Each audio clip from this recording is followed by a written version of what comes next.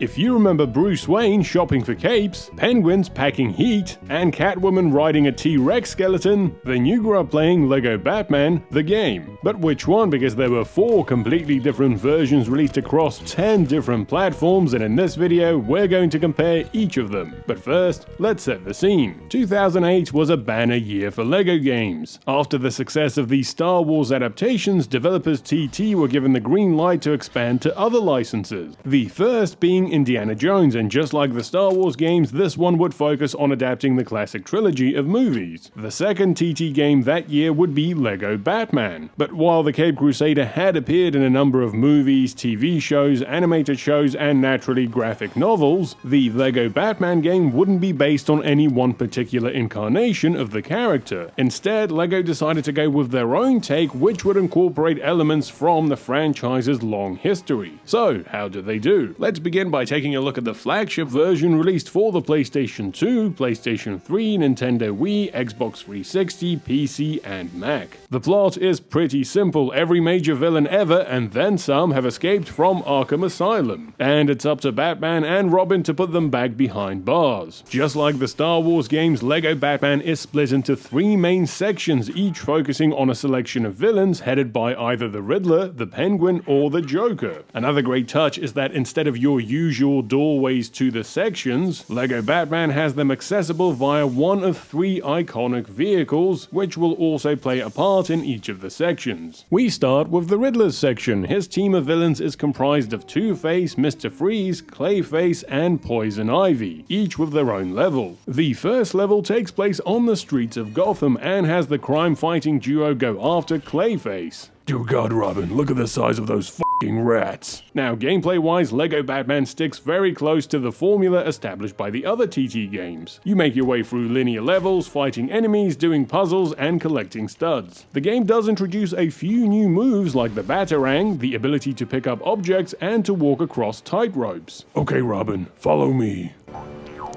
Goddamn kids these days. Now, the main thing that sets Batman and Robin apart are the special costumes acquired throughout the game, which you will need to get past certain obstacles. Watch out, Robin. Mary Poppins has sent her army of goons after us. And so, after stealing some cars from a showroom, Batman and Robin apprehend the evil Clayface. The next level takes place inside an ice cream factory, which has been taken over by the evil Mr. Freeze. And who knew that ice cream factories could be so dangerous?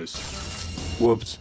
Alfred, visit the circus. We need another one. Look at me glide in my glide suit, Robin. I'm vengeance. Oh God, help me, Robin. Now, most levels do end with a boss battle against that particular villain, and this game does a good job of adding new elements to each boss fight to keep them from getting repetitive. Also, I like how the start of each level will show the villain you're going to be going after and their bio. And by the looks of it, in this continuity, Harvey Dent is, well, he's a van. So yes, each section will also have a vehicle mission just like the Star Wars and Indiana Jones games before it. This first one revolves around the Batmobile and Robin's bike as you try to apprehend Two-Face and the Riddler's vehicular army. The next level is set in the Botanical Gardens and centers on Poison Ivy. Robin, there seems to be some kind of glass door in the way. I guess we've got no other choice but to leave. This game also continues the LEGO tradition of building all sorts of little vehicles and using them to run over innocent NPCs. I do also feel like Batman got the much better suits in this game. Look, he's got the gliding suit, the sonic suit, the heat suit, and the bomb suit. Meanwhile, Robin is stuck with the radio control suit, the magnet shoes, some scuba gear, and this hoover that sucks up studs. Now, this section's final level has the duo infiltrate the bank, make their way past the green goo, the security, and then take on Two-Face and the Riddler. The second section focuses on the Penguin and his team comprised of Killer Croc, Bane, Man-Bat, and Catwoman. Get it? Because they're all animal related. Apart from Bane, I guess he's the odd one out. Once again, each level is based around one of the villains, like the Catwoman level on the rooftops, the Killer Croc level in the sewers, and the Man-Bat level at the zoo. And I've always loved these little moments that they give Batman throughout the game, like this one where he's just watching the police get done over by Catwoman.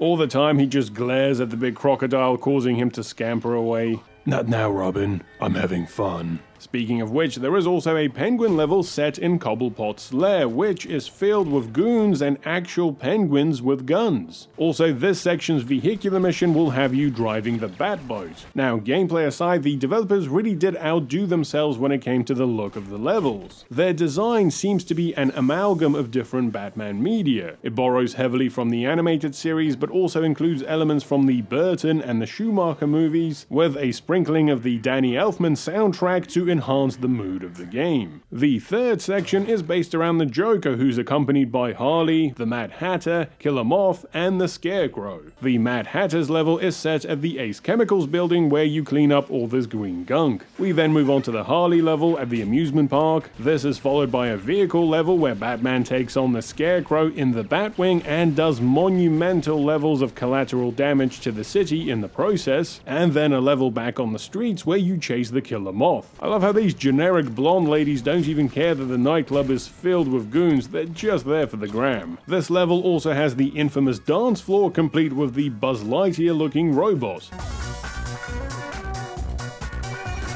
And the final level has Batman and Robin infiltrate the church, chase Harley inside, and take on the Joker. With all the villains back behind bars, Batman and Robin enjoy a moment of triumph before the credits roll. And that's it, right? No, because what follows is one of the best post-game sections of any LEGO game. You see, if you go over to this screen in the Batcave, you get transported to Arkham. And not only does it act as a second hub, but it has 3 of its own sections, allowing you to play a whole second part of the game, this time from the perspective of the villains. These levels are essentially prequels to the Batman and Robin levels, allowing you to get the full story. The villains also have new abilities like Clayface using super strength, the Riddler being able to mind control NPCs, and the Penguin gliding using his umbrella. This section is also notorious for having a genuine LEGO murder. I'm pretty sure it was one of the Penguins. Again, the developers could have just done the bare minimum. They could have had you replay the same levels as Batman and Robin, but this time with the villains. But instead they went above and beyond, like this section where Catwoman rides a T-Rex skeleton. Look at one of the security guards chasing her. Hey, come back! Oh, Ben Stiller's gonna have my head for this. Or this one where Killer Croc builds and rides a giant crocodile.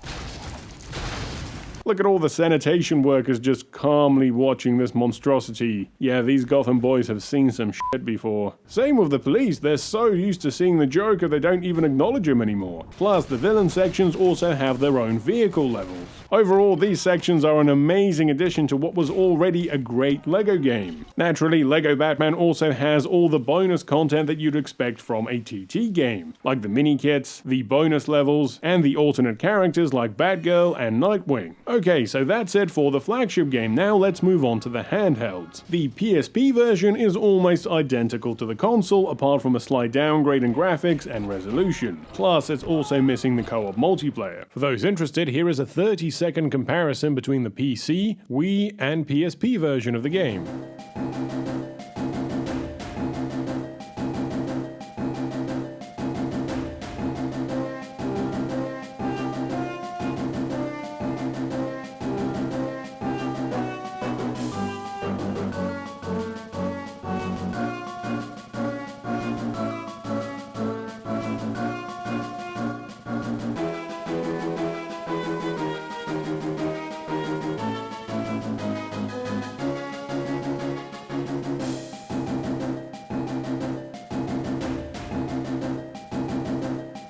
The Nintendo DS version, though, is completely different as it's running on much less powerful hardware. Instead of cutscenes, you get these comic book style slideshows, and they're actually really well done. You can see the artists were given some creative freedom because they're not just a copy of the console version. The hub zones have been simplified, and we're back to your typical style of level selection via doorways. You can also see all the different suits behind glass in the Batcave. And speaking of suits, as you can see, the heat suit has been replaced by inside the rebreather suit. Plus, several of Robin's costumes have been removed. You can still play the villain sections, but this time Batman and Robin are transported straight into the Arkham Hub. As is the trend with LEGO DS games, the levels have been reworked and simplified. Plus, there is no Batarang targeting this time, it just flies in one set direction. Also, some levels like the Penguin's Lair are completely missing from the DS version. The vehicle levels are also completely different, this time they're set from a top-down perspective utilizing both screens. But the DS version is perhaps best known for its exclusive characters, like Hugo Strange, Mr. Zsasz, Black Mask, and Scarface. It's not bad as far as LEGO DS games go, but unfortunately it is missing some of the charm found in the flagship version. And finally we come to the mobile version, or versions because there are actually two. This first one was developed for more primitive phones running Java. It's a typical side-scroller which has Batman jumping around levels and taking on generic Frenchmen, some with rocket launchers. My favorite thing about this game is the face they give Batman when he's blown up.